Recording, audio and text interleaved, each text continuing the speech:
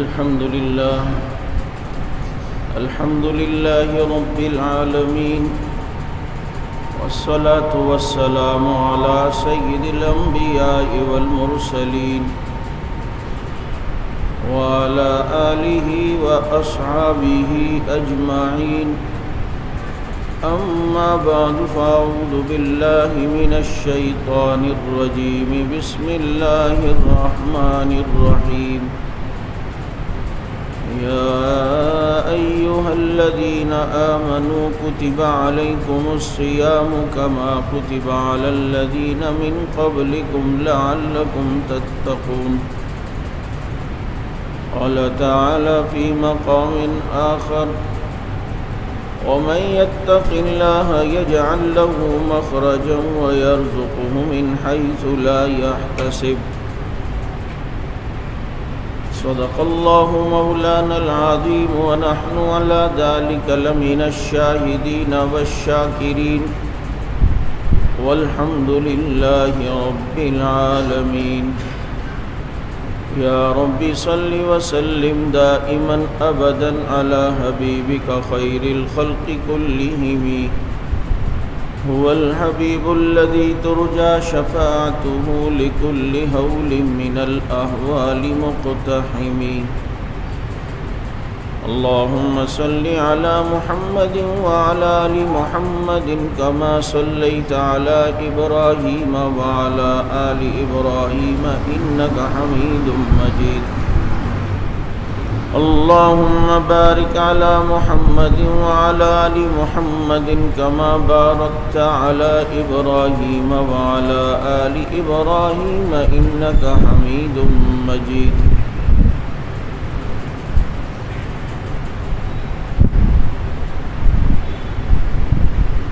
واجب الاحترام رمضان المبارک کی آمد ہے، وہ برکتوں اور رحمتوں والا مہینہ جس میں بندہ مومن کے اعمال اور اس کے اجر کو اور اس کے ثواب کو بڑھا دیا جاتا ہے، اور اللہ رب العزت خاص نظر کرم اپنے بندوں پر فرماتے ہیں، اور جس رمضان المبارک کی برکات اور نورانیت اور روحانیت گناہگار سے گناہگار انسان بھی محسوس کرتا ہے۔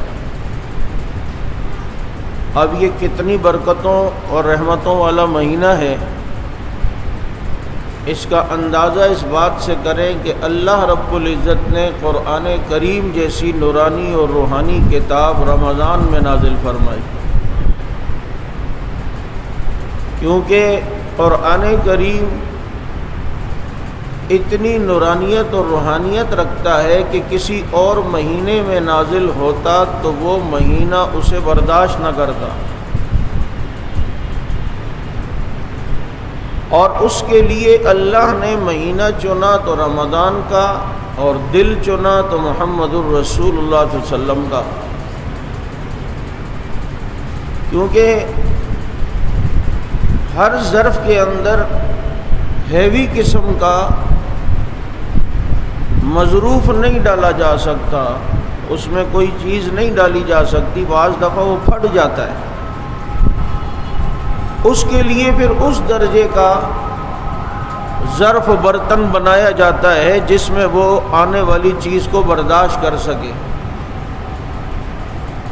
آپ دیکھیں کہ رمضان المبارک چونکہ خود نورانی اور برکات سے پر ہے، تو اللہ تعالیٰ نے قرآن جیسی رحمت اور برکت اور نورانی کتاب اس میں نازل کی تاکہ یہ مہینہ برداشت کرے،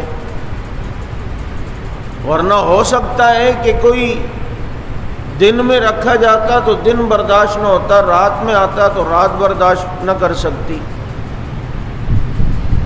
حضرت فاطمہ نے اپنے غم کا ذکر کرتے ہوئے فرمایا تھا: نہ صبت علیہ مصائب لو انہا صبت علی الایام سرن لیالیا. میرے والد کی جدائی پہ مجھے اتنا صدمہ ہے کہ وہ دن میں رکھو تو دن بھی رات میں بدل جائے. تو پتہ چلتا ہے کہ یہ دن اور رات یہ بھی بعض دفعہ کسی چیز کو برداشت نہیں کر سکتے. تو اس لیے اس سے اندازہ کریں کہ رمضان المبارک کی پھر کتنی برکتیں اور کتنی رحمتیں ہیں. اور رسول اللہ صلی اللہ علیہ وسلم اس مہینے تک پہنچنے کی دعا کیا کرتے تھے، وبلغنا رمضان، کہ اللہ ہمیں رمضان تک پہنچا دے کہ اس کی وہ برکتیں اور وہ رحمتیں ہم حاصل کر سکیں. رسول اللہ صلی اللہ علیہ وسلم جیسے امام الانبیاء، جن کو اللہ نے صاحب بصیرت، صاحب کشف اور اشیاء کی حقیقت کو پہچاننے والا بنایا ہے، ان کی نظر میں رمضان المبارک کی اہمیت کتنی ہے کہ رمضان المبارک کی برکات لینے کے لیے کہتے ہیں کہ اللہ مجھے رمضان المبارک تک پہنچا. اس سے اندازہ کریں کہ رمضان المبارک کی کتنی اہمیت ہے.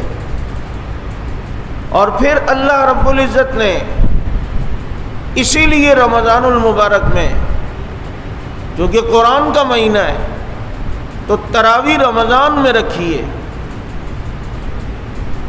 اور ایام بھی تھے، اور نہیں تو حج کے دن بھی تو کتنے معتبر اور کتنے بابرکت ہیں.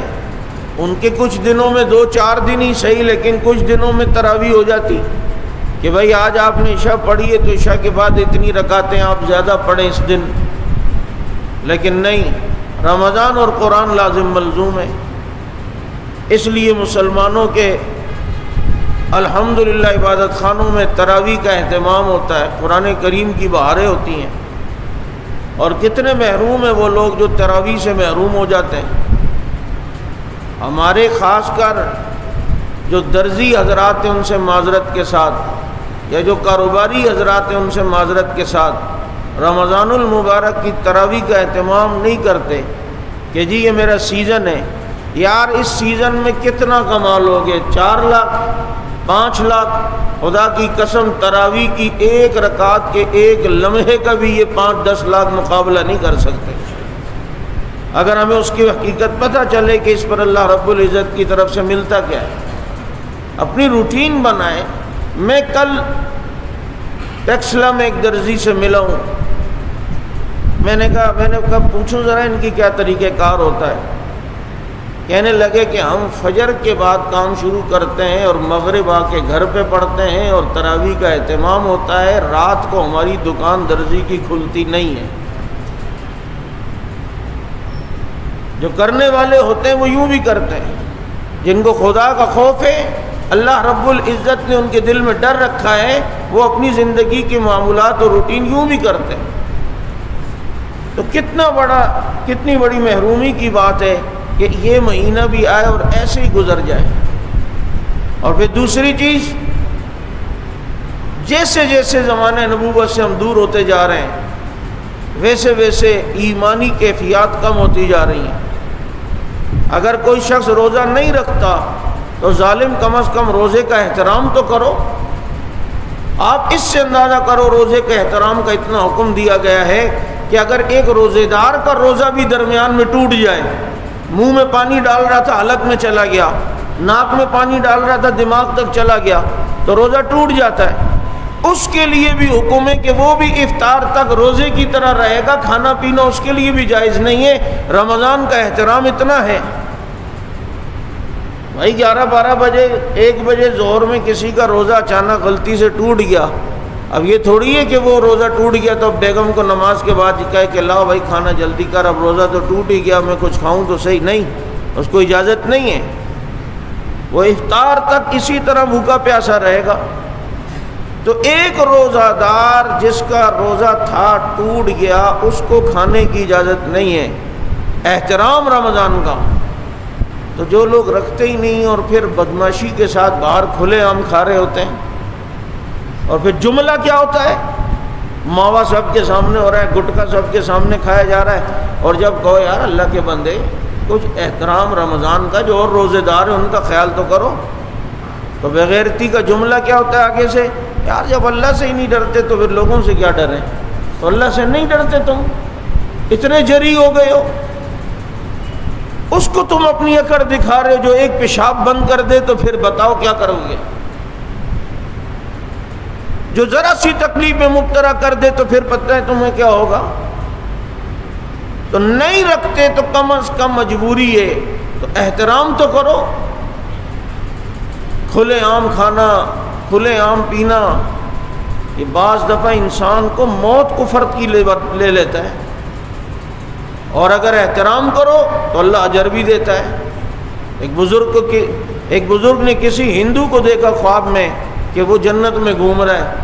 اسے کہا میاں جنت تو مسلمانوں کے لیے بنی ہے، اور اصول یہ ہے ایک آدمی جتنا نیک ہو، جتنا فلاحی اور رفعی کام کرتا ہو، لیکن اس کا عقیدہ صحیح نہیں ہے اور ایمان نہیں ہے، تو ایسا آدمی جنت میں نہیں جائے گا.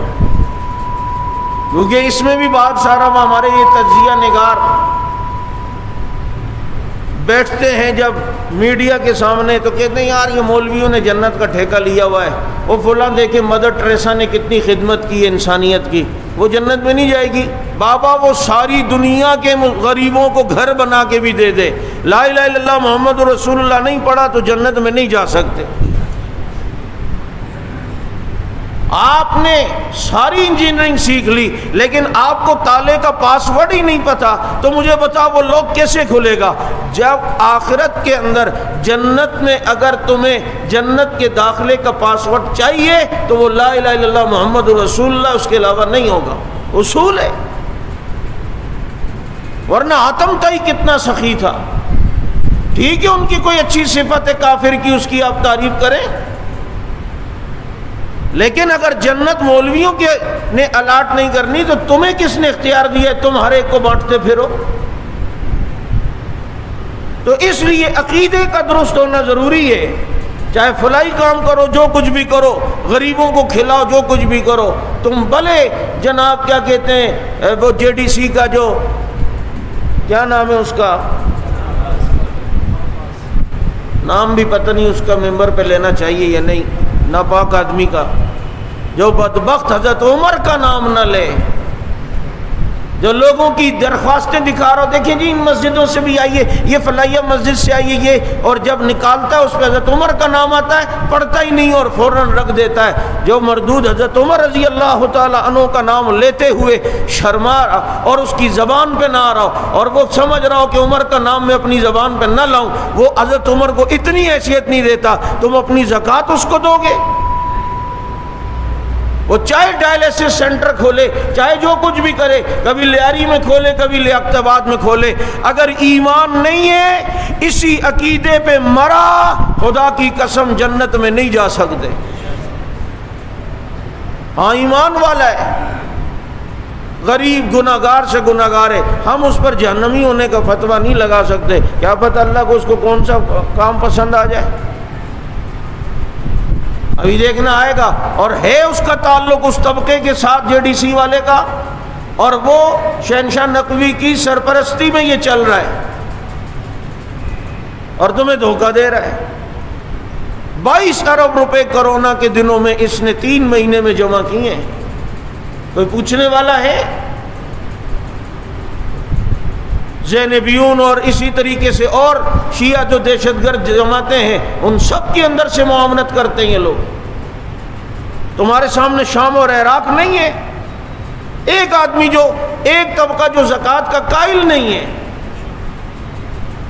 جن کے عقیدے میں زکوٰۃ کا انداز ہی کچھ اور ہے، آپ اپنی زکاتیں اس کو دے رہے ہو، وہ جو تمہاری زکوٰۃ جہاں لگائے گا پھر تمہیں پتہ چلے گا. اتنے زیادہ وہ نہیں بنا کرو. ہم جی وسیع ظرف ہیں، بیگم کے لیے بھی ظرف وسیع کرنا، اس کی چھوٹی سی بات پہ جناب منہ بناتا ہے. اپنے امام کے متعلق بھی ظرف وسیع کرنا. اس لیے یاد رکھو یہ کوئی کھیل تماشا نہیں ہے کہ ہم جس کو کہیں کہ جی یار نہیں نہیں ایسا نہیں، یہ بھی صحیح ہے وہ بھی صحیح. کیوں صحیح ہے؟ جو غلط ہے وہ غلط ہے، جو صحیح ہے وہ صحیح ہے. آج کتنے لوگ اپنے جے ڈی سی کو جو ہے وہ زکاتیں دے کر اپنی زکوٰۃ کو جو ہے وہ خراب کر رہے ہیں. بابا اس کا حال تو یہ ابھی دیکھو اجتماعی قربانی میں انہوں نے اونٹ کا حصہ جو پچھلے سال میں لایا تھا تو 2500 روپے ایک آدمی کا حصہ رکھا، 2500 میں آپ جو ہے اونٹ کی قربانی کرے۔ اور بھائی اونٹ کی قربانی 2500 میں؟ تمہیں پتہ نہیں ہے نا ان کی کتاب ملا یعذر الفقی، ان کی اصول اربع کی کتاب ہے، اور ان کے مذہب میں یہ کہ اونٹ کی قربانی میں 70 افراد بھی شریک ہو سکتے ہیں، 7 کی ضرورت نہیں ہے، 70 افراد بھی۔ میں نے کہا یہ اجتماعی قربانی ہو رہی ہے یا اجتماعی زیادتی ہو رہی ہے؟ وہ سارے معاملات اپنے مسلک کے مطابق کرائیں گے، اور تم اپنی زکاتیں وہاں دے رہے ہو۔ اس لیے سوچ سمجھ کے خرچ کرو۔ ہم یہ نہیں کہتے کہ کسی غریب کی مدد نہیں کرو، لیکن ایک انسان کے ہاتھ میں رکھ کے اس کے ذریعے سے کرواؤ تاکہ زکوٰۃ صحیح تو ہو۔ تو اس لیے میں عرض کر رہا تھا کہ اصول ہے، جو کلمہ ایمان والا ہوگا، کلمہ پڑھے گا، جنت اس کو ملتی ہے،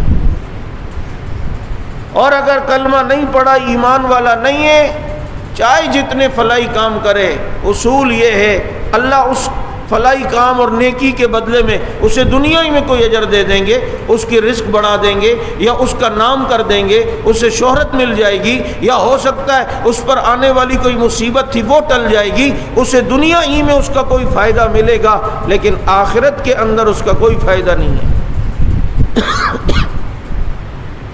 بات میں یہ عرض کر رہا تھا احترام رمضان کی، ایک ہندو کو کسی نے دیکھا کہ وہ جنت میں گھوم رہا ہے۔ ہم یہ جنت تو مسلمانوں کے لیے بنی ہے، کہ اللہ نے مجھے مرنے سے پہلے ایمان کی دولت دے دی۔ کہا کیسے، کیا نیکی تھی؟ کہا میں مسلمانوں کی بستی سے رمضان کے مہینے میں گزر رہا تھا، تو میرے بیٹا میرے ساتھ تھا، اور اس نے تھیلے سے کوئی چیز نکال کے کھانے لگا، تو میں نے اسے زور سے تھپڑ مارا۔ میں نے کہا ظالم تجھے پتہ نہیں ہے مسلمانوں کا رمضان چل رہا ہے، ان کے علاقے کے اندر نہیں کھاؤ، احترام کرو رمضان کا، مسلمانوں کی عبادت کا احترام کرو۔ چنانچہ اس بیٹے کو تھپڑ رمضان کے احترام میں مارنے کی برکت سے اللہ نے میرا خاتمہ ایمان پہ کیا ہے، اور میں مسلمان ہو کر دنیا سے گیا ہوں۔ تو آپ خود اندازہ کریں کہ احترام اتنا سا کیا اور اللہ نے اتنی بڑی دولت دی۔ اور جو رمضان کی بے احترامی کرے تو وہ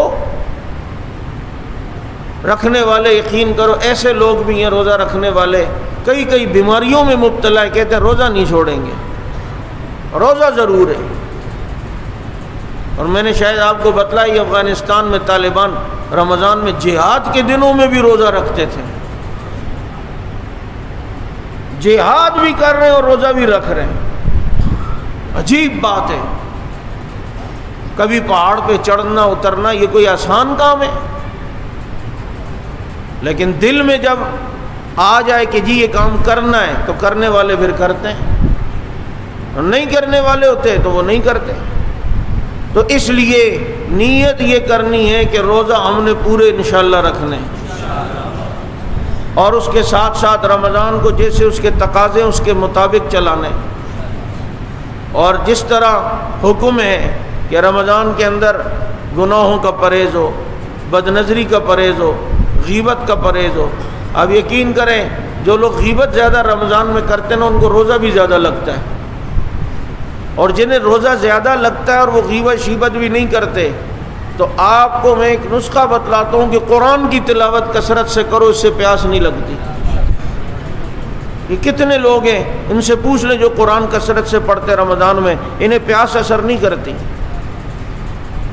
کیونکہ حضرت عثمان رضی اللہ تعالیٰ عنہ پہ جو 40 دن پانی بند تھا نا، تو کسی نے ان سے پوچھا بھوک اور پیاس نہیں لگتی؟ فرمایا کیوں نہیں لگتی، انسان ہوں، لیکن بھوک لگتی ہے تو نماز پڑھ لیتا ہوں، پیاس لگتی ہے تو قرآن پڑھ لیتا ہوں۔ اللہ بھوک بھی ختم کر دیتا ہے، پیاس بھی ختم کر دیتا ہے۔ کثرت سے قرآن کریم کی تلاوت کرنے والا پتہ ہی نہیں چلتا اسے جناب روزہ گزر جاتا ہے۔ اتنے ایسے لوگ ہیں قرآن کریم کے عاشق۔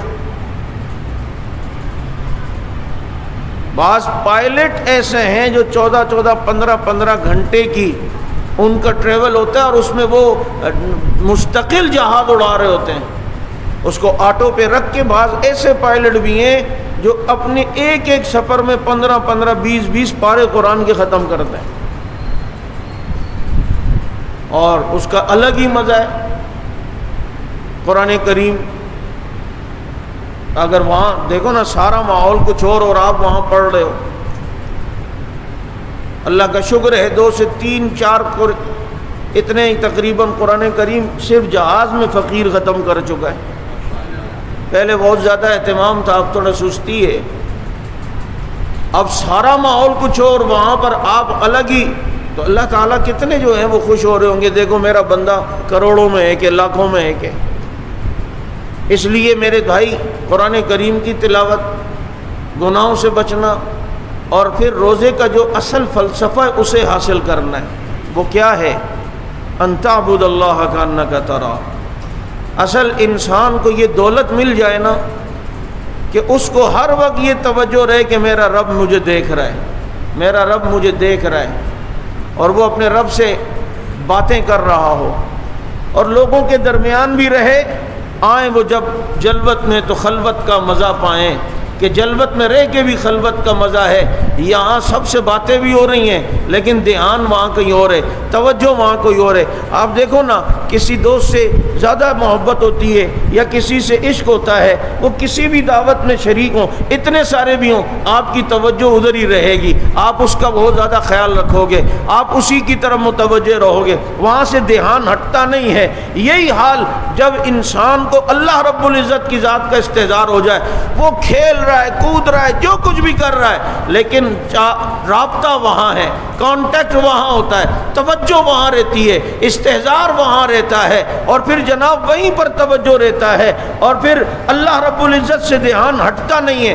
یہ دولت اگر کسی کو مل جائے، خدا کی قسم اس سے بڑی دولت کائنات میں کوئی نہیں ہے کہ عشاق لوگ رکھتے ہیں، انداز نئے نئے، آنکھوں کو بند کرتے ہیں دیدار کے لیے۔ دنیا دیکھنے کے لیے آنکھیں کھولتی ہے اور اللہ والے دیکھنے کے لیے آنکھیں بند کر دیتے ہیں۔ میرے دل میں ہے تصویر یار، جب ذرا گردن جھکائی دیکھ لی، اور پھر جب اس میں پریکٹس بہت زیادہ مشق ہو جائے، پھر آنکھیں بند کرنے کی بھی ضرورت نہیں ہے، پھر ہر جگہ وہی نظر آتا ہے، پھر ہر جگہ اسی کی توجہ ہے۔ پھر جب دل میں اللہ ہونا، اصل میں ایک آدمی جس طرح کا ذہن رکھتا ہے پھر اس کو اسی طرح کی چیزیں سمجھ آتی ہیں۔ اب آپ دیکھو نا، ان کا ذہن ہے، اگر کوئی نعرہ یوں بھی لگا رہا ہو قاتل قاتل، ان کو یہی سمجھ آئے گا کافر کافر بول رہے ہیں، کیونکہ دھیان وہی ہے۔ نہیں سمجھ آئی؟ ایک اللہ والے تھے، وہ سنگترے والا کوئی سنگترے بیچ رہا تھا، تو کوئی وہ آواز لگا رہا تھا سنگترے لے، سنگترے سنگترے لے لو، سنگترے قیمتی ہیں، سنگترے۔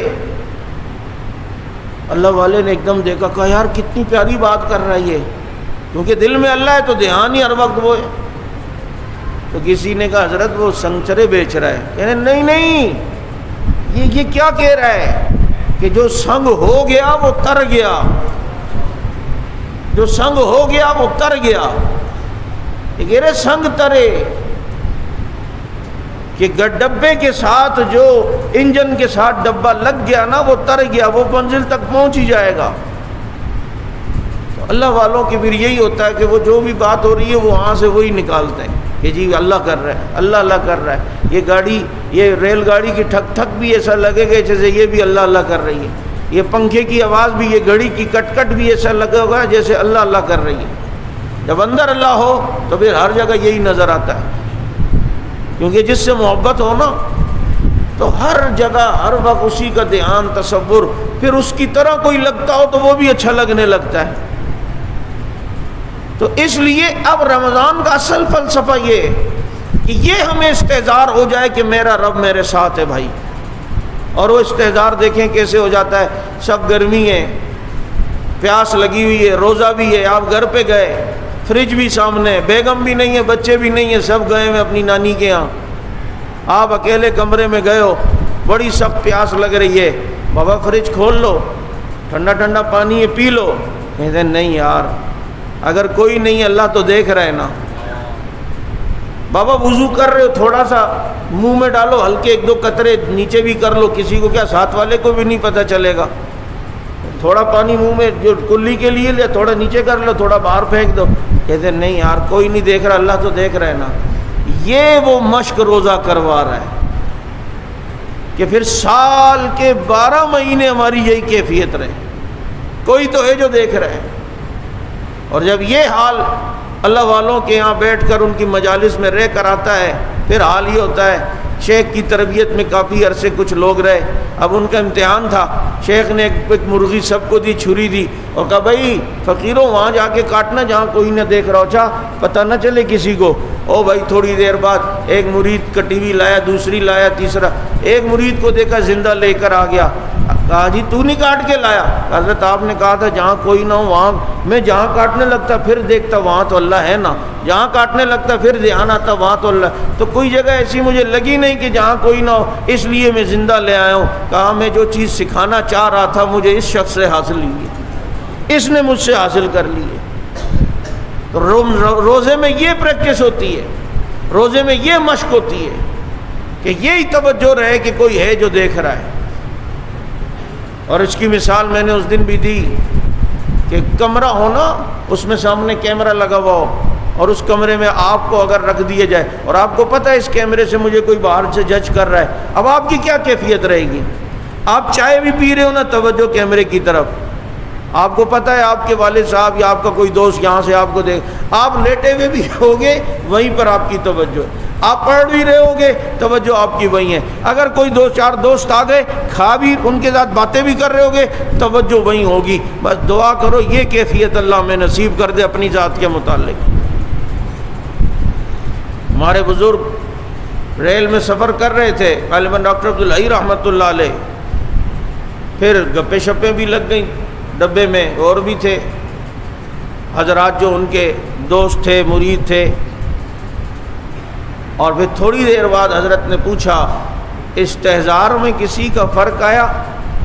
کہ حضرت وہ توجہ ہی نہیں رہی جب گپوں شپوں میں لگے. فرمایا فقیر کے استحضار میں ایک لمحے کا فرق بھی نہیں آیا تھا، یعنی اس کی توجہ اور اس کی طرف توجہ. پھر بے توجہ ہی نہ بے وفائی لگتی ہے. مجلس میں دوست کے ساتھ یا جس سے محبت ہو اس کو تھوڑا سا نظر انداز کیا جائے نا تو پھر وہ محسوس کرتا ہے اچھا ادھر دیکھا تو ادھر جب باتوں میں تھے تو میری طرف توجہ ہی نہیں تھی نا، میری طرف توجہ ہی نہیں تھی، وہاں دیکھ رہے تھے، میں دیکھ رہا تھا تمہیں وہاں اس وقت اس سے جب گپے لگا رہے تھے. ابے بھائی آدمی تھوڑا وہاں تو دیکھتا ہے. جس سے ایسا تعلق ہو آپ پردیس بھی چلے جائیں، وہ اگر فون پہ کرے یا کوئی بات کرے پھر پہلا سوال یہ ہوتا ہے اچھا میں یاد آ رہا تھا یا نہیں، سچ سچ بتاؤ کتنی بار دن میں میری طرف توجہ گئی؟ اچھا بتاؤ جب کھانا کھا رہے تھے اور جب آپ اسے کہو یار میں وہاں پر جو ہے وہ گیا تھا سی سائڈ، اور بھی دوست تھے اور میں نے وہاں پر جو ہے نا ہم نے دعوت کھائی اور یہ جی پیزا شیزا کھایا اور دم پھوک، وہ پہلے کیا کہے گا اچھا سچ سچ بتاؤ اس ٹائم میں یاد آیا تھا یا نہیں آیا تھا؟ اگر آپ کو ہاں یار کیوں نہیں یاد آیا تھا، حالانکہ وہ اس کھانے میں شریک نہیں ہے، صرف وہ آپ کی محبت دیکھنا چاہتا ہے. میرا رب بھی یہی اپنے بندوں سے دیکھنا چاہتا ہے کہ بندے تجھے سانسیں میں نے دی ہیں، تجھے آواز میں نے دی ہے، تجھے دیکھنے کی صلاحیت میں نے دی ہے، تجھے سننے کے لیے کان میں نے دیے ہیں. بتانا اس وقت میں یاد آیا تھا یا نہیں آیا تھا؟ اس وقت میں یاد آئے تھے. اور یہی تو وجہ ہے جتنا میرے نبی کو اللہ یاد ہے ہر وقت اتنا کسی کو یاد نہیں ہے. یہی وجہ ہے قدم بقدم پر میرے نبی کی دعائیں وہ اللہ کو یاد کرنے کی دلیل ہے. میرے نبی اب جناب تیل بھی لگا رہے ہیں تو بسم اللہ کر کے لگا رہے ہیں، گھر میں داخل ہو رہے ہیں دعا پڑھ کے داخل ہو رہے ہیں، جناب کپڑے بھی پہننے تو دعا کر کے پہن رہے ہیں، جناب سو بھی رہے ہیں تو دعا کر کے سو رہے ہیں. یہاں تک کہ نبی کروٹ بھی لے رہے ہیں تو کروٹ لیتے ہوئے لا الہ الا اللہ الواحد القہار الگ ایک دعا پڑھ رہے ہیں. یعنی وہ بتا رہے ہیں نبی کہ ربا مجھے چلتے ہوئے بھی تو نہیں بھولتا،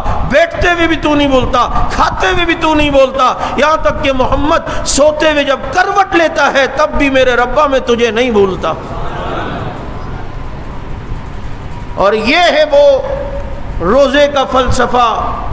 دعا کرو اللہ مجھ سمیت ہم سب کو حاصل کروا دے. اور پھر اس دولت کے ساتھ کہ توجہ جب وہاں رہے گی کسی کفریہ طاقتوں سے بھی ٹکراؤ گے اللہ رب العزت تمہیں ناکام نہیں کرے گا. رسوا نہیں کرے گا۔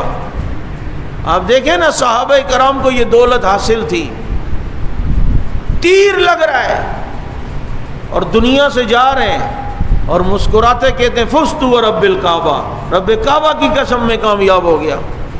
جبھی تو منافقین نے صحابہ کو بے وقوف کہا تھا کہ ہم ایسے ہی مان لیں جیسے یہ بے وقوف، بیوی بچوں کو چھوڑ رہے ہیں، گھر چھوڑ رہے ہیں، دنیا سے جا رہے ہیں اور کہہ رہے ہیں ہم کامیاب ہو گئے۔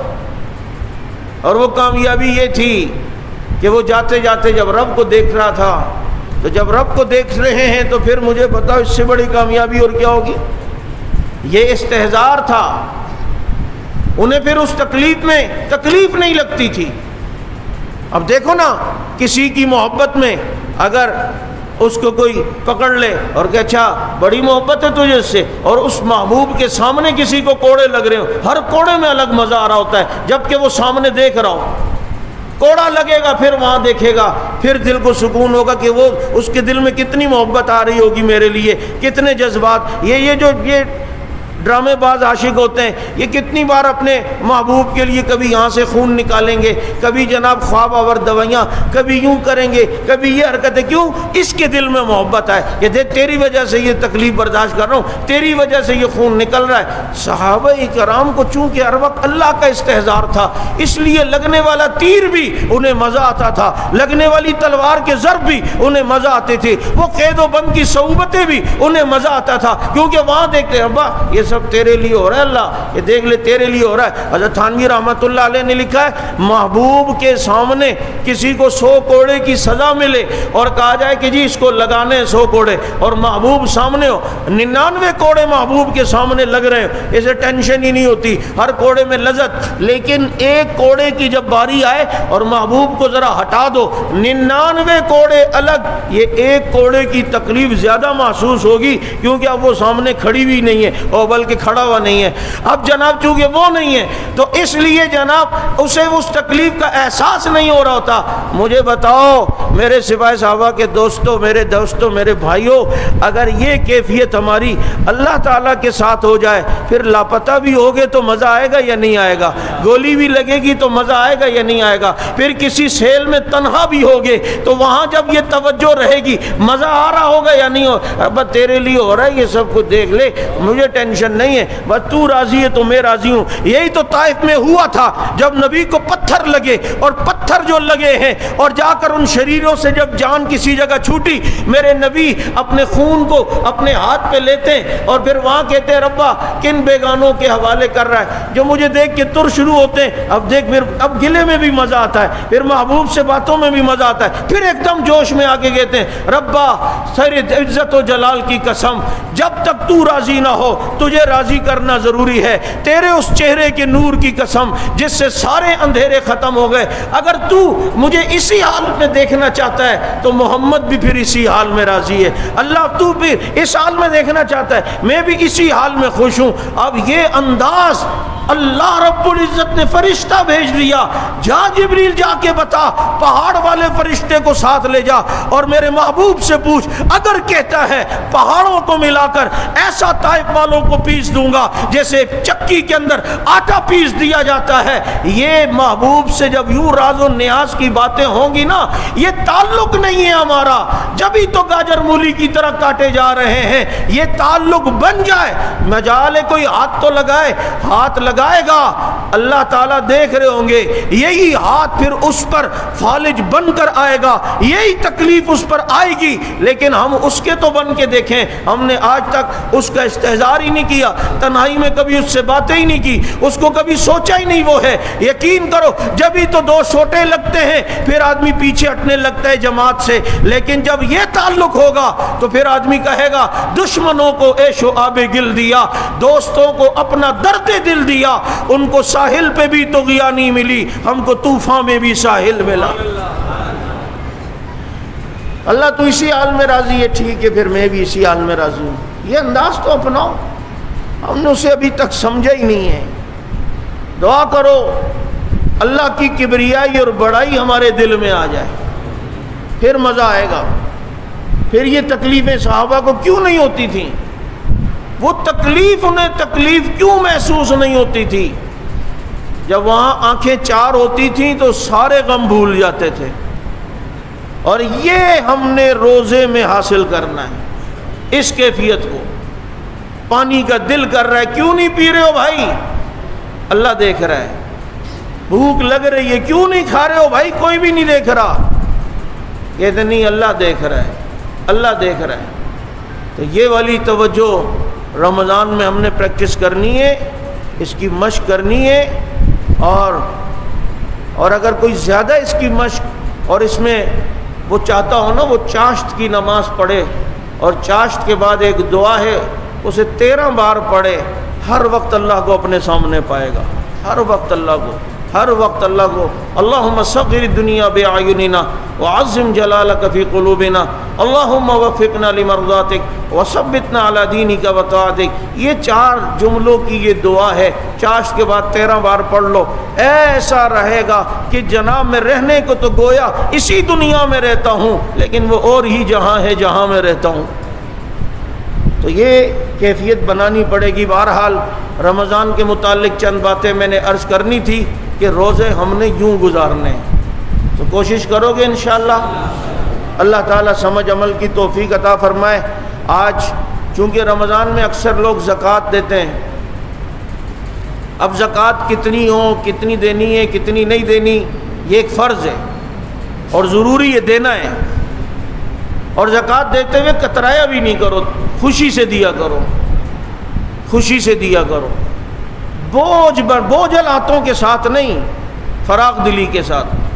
یہ کتنے کنگلے، یقین کرو جب لائن لگتی ہے نا، پھر آنٹی کو کسی جگہ پیزا ہٹ یا ادھر بلاتے ہیں، گفٹ دینا ہوتا ہے، جیب کنگلا ہے، ادھر ادھر سے قرضہ لے گا اور اچھا سا گفٹ دے گا، اور وہاں سے تھینک یو صرف ہو گیا. اسے قرضے شرضے پیسے جانے کی کوئی ٹینشن نہیں. اور یار اللہ کو اتنی بھی ہم نے حیثیت نہیں دی ہے کہ اس کو ہم جو دے رہے ہوں ادھر دیکھتے بس. یہ بس ساری نیکیوں کی جڑ یہی استحضار ہے. یوں دے رہے ہوں اور وہاں پر جناب توجہ ہو رہی ہو، اللہ یہ رکھ لے، یہ میں تیرے نام پہ دے رہا ہوں. اب مجھے بتاؤ مزہ نہیں آ رہا ہوگا؟ اس فراغ دلی سے دو نہ، دینا تو ہے، لیکن یوں کر کے اور اتنا بوجھ سمجھ کے، اور وہ جناب بالکل مایوس ہو کے وہ نہیں دو گے تو نکل آئے گا. خود ہی شرافت سے دے دو. وہ مسجد کا چندہ ہو رہا تھا نا، ایک آدمی نے 10 روپے نکالے، وہ بھی کہیں جو پیٹرول پمپ پہ بھی نہیں چلتے، مسجد میں دے دیے. پیچھے ایک آدمی نے اس کو ہاتھ دیا، 5000 کا نوٹ دیا. اس نے کہا یہ تو بڑا سخی ہے، 5000 ڈال رہا ہے. اس نے اس میں ڈال دیے تو پیچھے والا کہہ رہا ہے اصل میں آپ جب پیسے نکال رہے تھے آپ کی جیب سے 5000 گر گئے تھے، یہ وہ ہے. اب پھر یوں بھی نکلتے ہیں.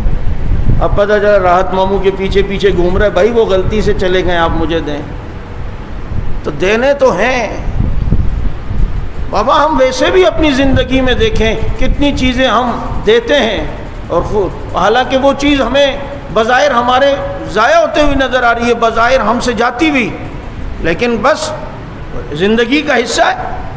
4 کلو کا تربوز لو، اس میں 1.5 کلو تو اس کی چھلکے جاتی ہے نا.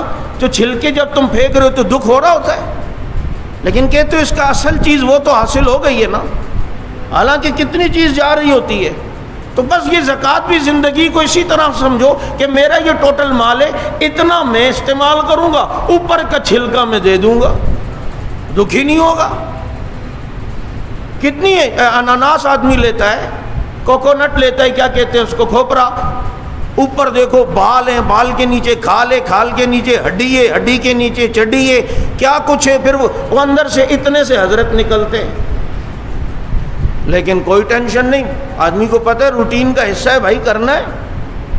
تو جب آپ اسے سر پہ سوار نہیں کرتے تو 1.5 کلو کا چھلکا بھی پھینک دیتے تو تکلیف نہیں ہوتی. تو اسی طرح جب ہم اسے سمجھ لیں کہ دینا ہے تو اتنا مال میں رکھوں گا، اوپر کا چھلکا اللہ کی راہ میں دے دوں گا، کیا مسئلہ ہے. تو اس سلسلے میں ہر سال یہاں الحمدللہ زکوٰۃ کورس ہوتا ہے پروجیکٹر پر بڑی آسان انداز میں. اچھا، اس کورس میں شریک ہونے سے بعض لوگوں کو یہ فائدہ ہوا، کہنے لگے حضرت اتنی ٹینشن لی ہوئی تھی، یہ کورس میں تو ہمیں پتہ چلا ہم پر تو زکوٰۃ ہی نہیں ہے. اوہو، ہم سمجھ رہے تھے نہیں، اس سے تو پتہ چلا بعض دفعہ آپ پر زکوٰۃ ہوگی بھی نہیں، لیکن آپ اس کو جب دیکھیں گے، اور بعض دفعہ ہوگی تو اتنی نہیں ہوگی جتنا آپ نے اپنے سر پہ سوار کیا ہوگا، لیکن یہ تب پتہ چلے گا جب آپ کے سامنے وہ سارے مسائل ہوں گے۔